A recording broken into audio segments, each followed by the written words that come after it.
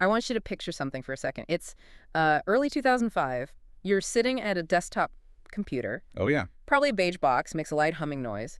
You're looking at this 19-second video on a bulky CRT monitor. The resolution is terrible. We're talking 240p, just pixelated, grainy. So grainy. And the subject matter. It's just a guy standing in front of an elephant enclosure at a zoo, awkwardly talking about how long their trunks are. I think I know the quote. The cool thing about these guys is that they have really, really, really long trunks. That's it. That's the entire script. It's not exactly Shakespeare. It sounds like the kind of home video you'd accidentally tape over with a football game back in the 90s. Exactly. But just hold that image in your head, that awkward, low-quality clip. Now, smash cut to today. Right. That shaky little experiment it's mutated into a global empire generating $50 billion a year. $50 billion. That's revenue that rivals Disney and Netflix. And it is the second most visited website on the entire planet. And it's not just a website anymore. It's effectively a cultural engine. It dictates how we learn, how we're entertained, how we vote. And for millions of people, how they make a living. Today, we are talking about the giant that is YouTube. We're doing a deep dive into our source material, the innovation frontier, the global rise of YouTube, which tracks this absolutely wild journey from, a garage startup to an AI-powered juggernaut. And what's fascinating here, I think, is that the mission of this deep dive isn't just to recite the numbers, because we know they're huge.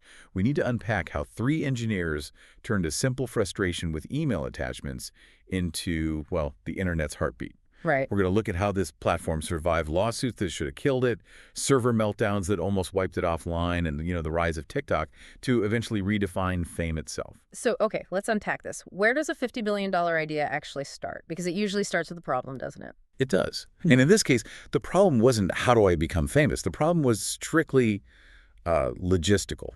It starts with the so-called PayPal mafia. I love that term. It sounds so ominous. It's legendary in Silicon Valley. We're talking about early 2005. You've got Chad Hurley, Steve Chen, and Jawed Karim. They were all colleagues at PayPal, engineers, designers. Right. And when eBay bought PayPal in 2002, these guys cashed out. They were young, they had some capital, and they were, looking for the next big thing. And the spark, according to the records, wasn't in a boardroom. It was at a dinner party. Right. A housewarming party in San Francisco. A classic startup legend.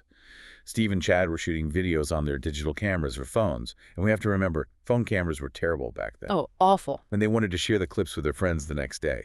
And this is where the nostalgia hits hard. Because in 2005, if you wanted to send a video, you were basically out of luck. It was a nightmare.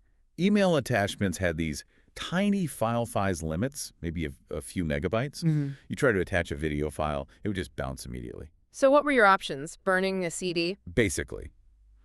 Or you could try to upload it to some primitive web server, but even if you manage that, the person on the other end probably wouldn't have the right player to watch it. They need Real Player or QuickTime. Or Windows Media Player, and half the time you'd just get a codec missing error. I just had a visceral reaction to the phrase codec missing. It was a friction-filled mess. So you have this frustration, I have this content and I can't move it. Meanwhile, Jawed, the computer science expert of the trio, was approaching it from a different angle. He was thinking about video search. Exactly. He's trying to find a clip of Janet Jackson from the Super Bowl and just couldn't find it anywhere. So they combined forces. Storage, sharing, and search. All in one. And the premise they landed on was deceptively simple, but technically really difficult to pull off. Build a site where you upload the file, the site handles all the back-end encoding, and it just gives you a simple link. You embed that link anywhere. No editing, no downloading players. And the secret sauce was Flash, right? Flash video. That was the key. Because at the time, almost every web browser had the Flash plugin installed. Yeah. By converting everything to Flash on the back end, they made video universal, instantly. You didn't need to check if your friend had the right software. If they had a browser, they could watch. So they registered the domain in February 2005. They launched the beta on April 23rd, 2005. And that brings us right back to that elephant video. Me at the zoo. That was the very first video uploaded, right? It was. Jawed Karim, standing at the San Diego Zoo. It's 19 seconds of what I'd call awkward genius. But why genius? Because objectively, it's a terrible video. It's genius because of the signal it sent. If the first video on YouTube had been some polished TV quality production or a movie trailer, Users would have thought, oh, this site is for professional. I can't compete with that. Exactly. It would have set the bar way too high. Right? By uploading a low-quality, pointless clip of himself mumbling about elephants, Jod implicitly told the world, "This is for you." It lowered the barrier to entry to 0. It gave everyone permission to be imperfect. And once that barrier was down, the floodgates just opened. It's actually crazy how fast this happened. So fast. By September 2005, just a few months later, they get their first viral hit. It was a Nike ad with the soccer star Ronaldinho. I remember that one. He was juggling the ball and hitting the crossbar over and over again without it touching the ground. And the whole debate was, is it real or is it fake? That debate is what drove the views. Yeah. That was the first video to hit 1 million views. Yeah. And that moment is significant. Not live. Because it signaled that brands were going to be part of this ecosystem right alongside the cat videos and the skate fails. But here's where it gets really interesting. The growth was actually too fast. The source material describes this just chaotic scene. By October 2005, they're seeing 8 million views a day. And the infrastructure just could not handle it. The servers were literally melting down. Yeah. Bandwidth cost money, storage cost money, and they didn't have infinite cache. The team was scrambling, begging friends for spare hard drives just to keep the site from crashing. Imagine that. You're sitting on a rocket ship, but the engine is on fire. Right. They managed to raise $3.5 million from Sequoia Capital just to keep the lights on. And they needed it. They needed that cash desperately because despite the grainy quality, the user experience was just magical compared to everything else. It turned anyone with a webcam into a broadcaster. We saw the rise of the first web-native celebrities. Lonely Girl 15, that was the big one. It was a massive cultural moment. A teenage girl vlogging from her bedroom. It felt so incredibly intimate and real. Except it wasn't real. No, it was scripted. Yeah. But the fact that it could be real, that it blurred those lines between reality and fiction, that was the hook. It proved people would tune in daily to watch a stranger in their bedroom, not just a movie star on a red carpet. But success brings heat, and YouTube was about to get burned. The legal trouble started almost immediately. By late 2005, the traditional media giants woke up. You have Viacom suing for copyright infringement. Because of all the MTC and Comedy Central clips. Exactly. Yeah. Record labels were threatening action. And the cash burn. The sources say they were burning $1 million a month. At least. Bandwidth for video is incredibly expensive. So you have this startup that's bleeding $1 million a month, has no real revenue model yet, and is facing billions in potential legal liability. That is not a business plan. That's a panic attack. It's a ticking time bomb. The founders realized they couldn't survive alone. They needed deep pockets to fight the lawsuits and pay the server bills. So the for sale sign goes up. And this kicked off a high-stakes poker game. You had Yahoo, Microsoft, Viacom, News Corp. And Google. Yeah. All circling. It was incredibly intense. The sources detail how close it really was. YouTube was reportedly hours away, literally hours from signing a $1 billion deal with Yahoo. $1 billion. Wow. For a site that was losing money, hand over fist. It's a huge number. It is. But at the very last minute, Google swooped in.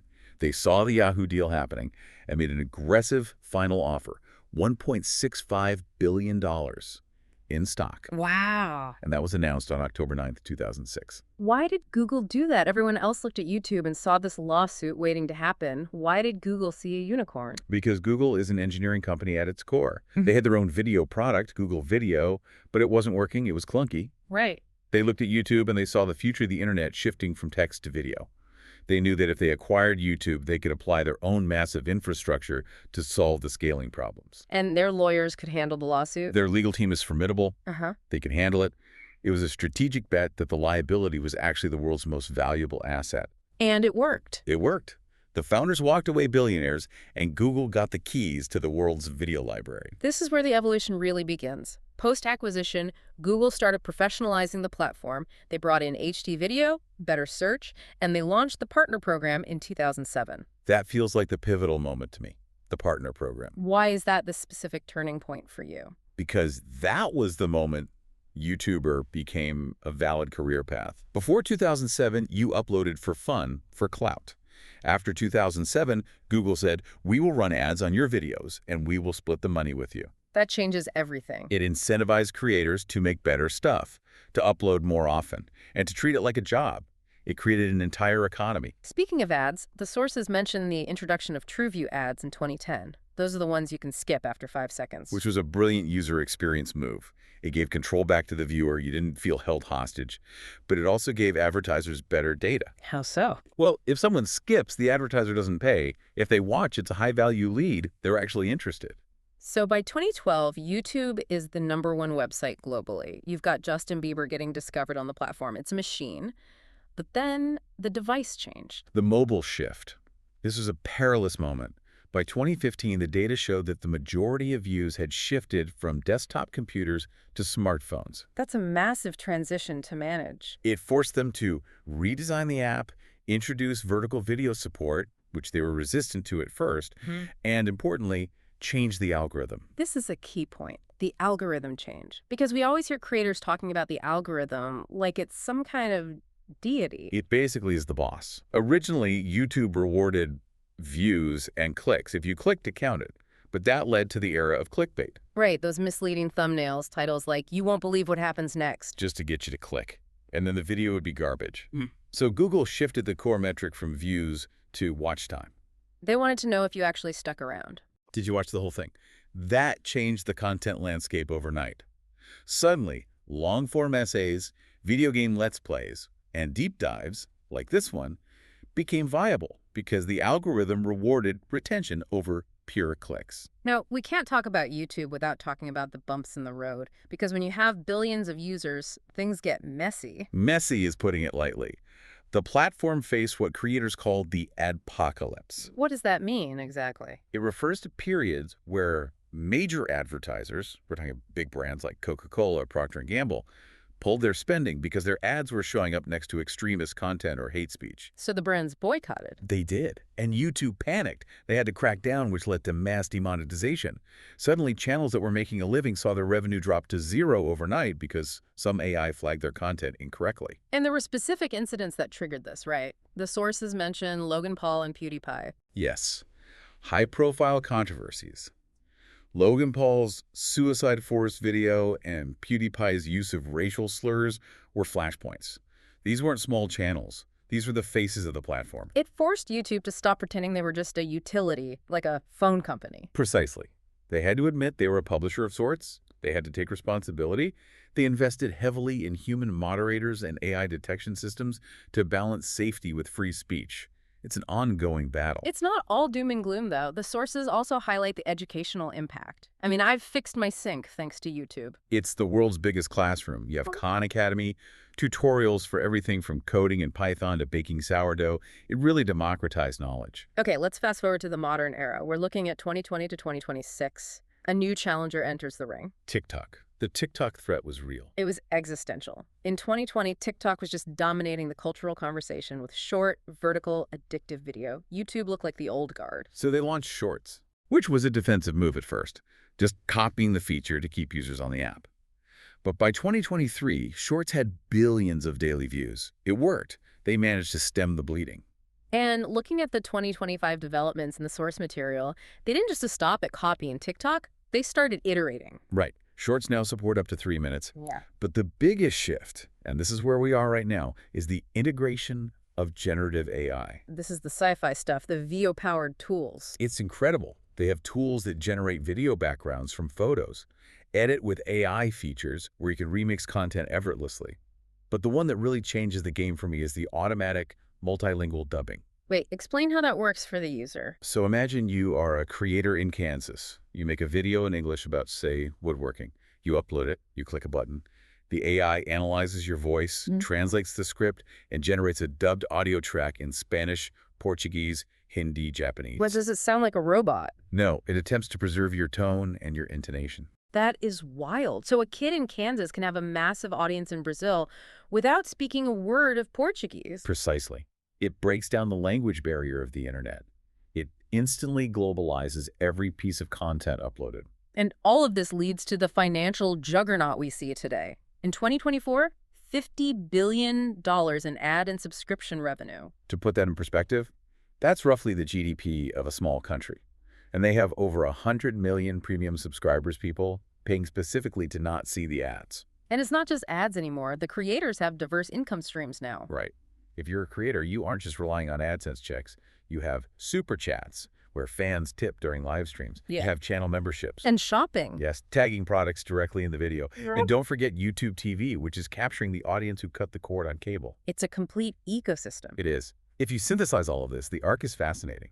YouTube started as a utility, a dumb pipe to move video files. Then it scaled into a repository for professional content. And now, it has evolved into an AI-powered intelligence platform. It really proved that video is the lingua franca of the internet.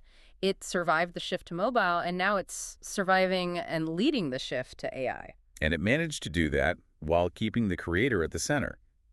Despite all the controversies, it remains the place where you can build a sustainable media business from your bedroom. That's their moat.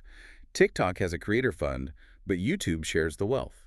So here's where I want to leave the listener with a final thought. We've gone from me at the zoo, a guy pointing at an elephant, to AI that can dub your voice into 50 languages. In real time. YouTube democratized fame. It turned passive viewers into active creators.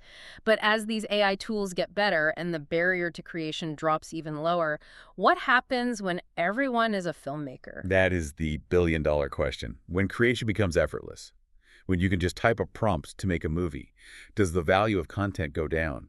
Or do we see an explosion of creativity we can't even imagine yet? If everyone can create, who is left to watch? Exactly. Something to mull over the next time you fall down a rabbit hole at 2 a.m. If you enjoyed this deep dive into the video giant, share it with someone who spends way too much time watching video essays. We'll be back with another deep dive soon. Thanks for listening.